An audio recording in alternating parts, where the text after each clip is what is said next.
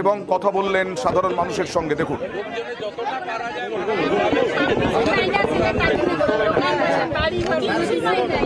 আপনাদেরকে প্রধানমন্ত্রী খোঁজ নিয়েছেন, ইন্ডিয়ার কাছ থেকে আছে। আমরা সম্পূর্ণভাবে আছি। কয়েকজনকে আমরা প্রাইভেট নার্সিংহোমে আমরা নিয়ে গেছি চিকিৎসা থেকে শুরু করে আমাদের যারা যেটা সম্ভব, নির্বাচন চলছে বিধি মেনে আমরা সব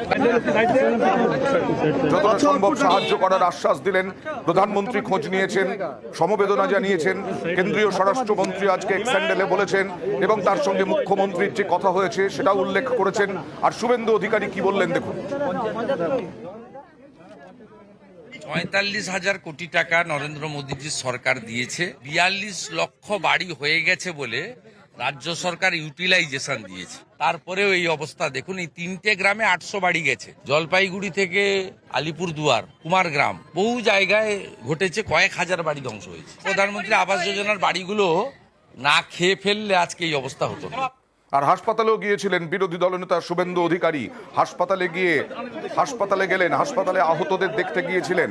হাসপাতালে বেশ কয়েকজন শতাধিক মানুষ